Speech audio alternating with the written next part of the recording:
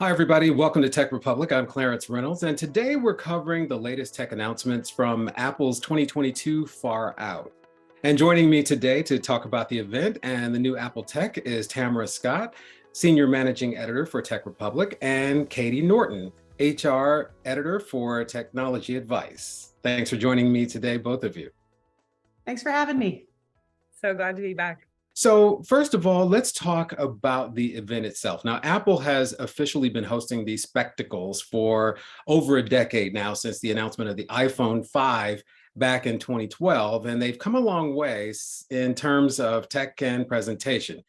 So what did you two think about the event in its current form? Tamara, we're going to start with you first. Well, I love the Apple event. It's such a showcase for them. It gives them a chance to not only introduce their new technology and all of the cool things that go into it, it also gives them a chance to showcase their advertising and the things that we love from Apple, which is the design, the beautiful images, and the whole presentation. You know, when you open that box from Apple, you get a presentation, and these events are like that, but you know, just for the eyes.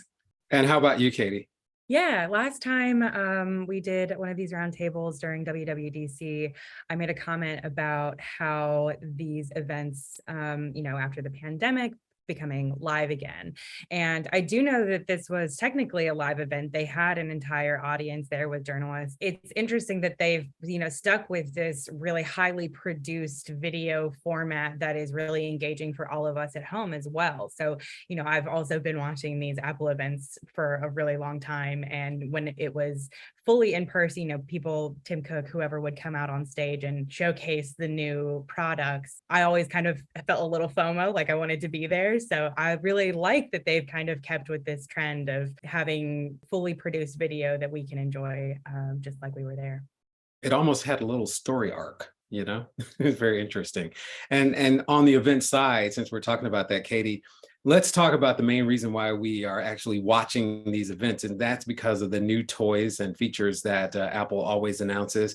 And we had quite a few announcements this year beyond the standard iPhone evolution.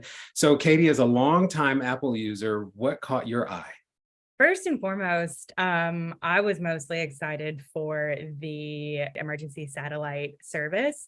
I have always had a fear of hiking or camping or like being out in the wilderness where I don't have access to like the hospital like close by if I need to, or an emergency, or like someone to help if something were to go wrong. That was really like, okay, now is my time to go out on a hike, I guess, because that is so cool that you don't even need to have like cell towers nearby. You can just, and it tells you exactly where to point your phone.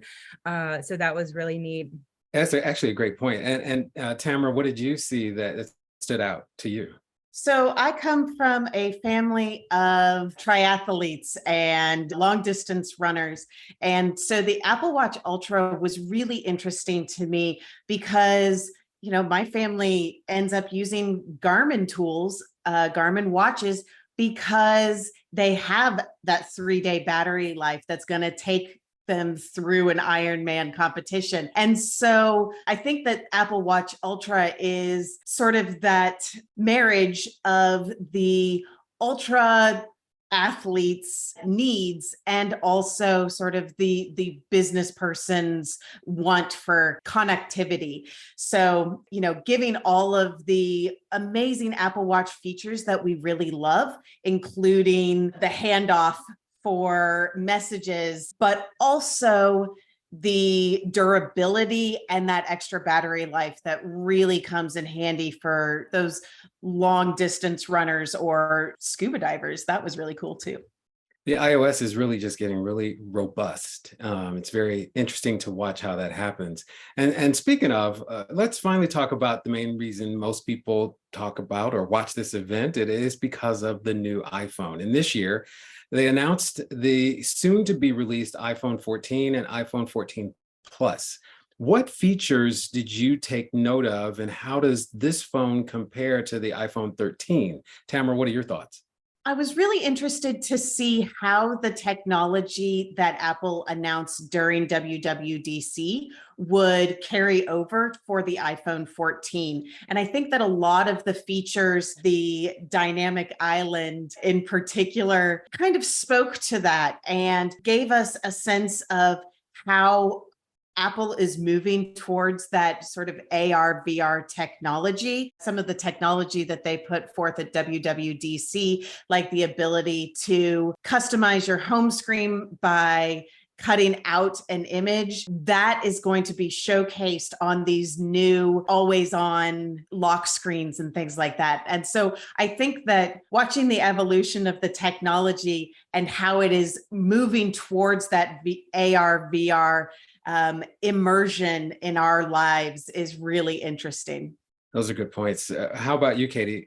What are your thoughts on the new iPhone 14? So I just got the iPhone 13 at the beginning of this year. And to be quite honest, looking at the new iPhone 14, I don't really notice a ton of difference. It's largely like maybe the camera's a little bit better. And that was really cool to see, how they were talking about professional videography and how like action shots that, a bulky like professional camera might not be able to get as easily, like they can do it so quickly with the same quality on an iPhone. How that translates to everyday users, I don't know. I'm happy with my iPhone 13, so I don't know if I'll be upgrading anytime soon. But it is, obviously very cool to think about what this iteration will mean for the next iteration. And, when we get to iPhone 22 down the line, looking back at this and thinking, oh, we had it so these rudimentary tools. Interesting insights from both of you. And with all of that said, was there anything at the Apple event that seemed kind of lackluster, and or was there an announcement that you were looking forward to but was not mentioned? Yeah, I had read a few articles, speculation always surrounds these events. I had seen a few articles that were talking about the new iPad and what could potentially be coming for that. And so I'll be interested to see, if they have a separate, smaller event for those kinds of announcements, but, they always leave you hanging. And what did you think, Tamara?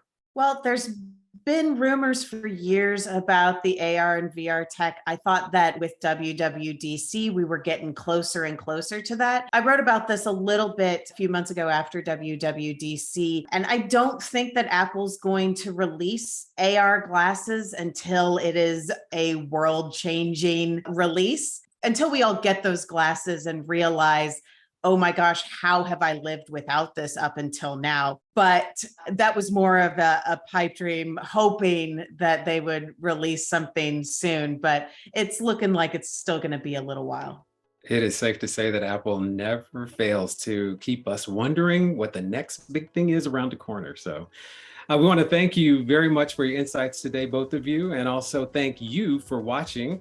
Be sure to comment below and hit the like button. And also, if this is your first time watching our channel, go ahead and subscribe, and you can keep up with the latest news from the tech world. We'll see you next time.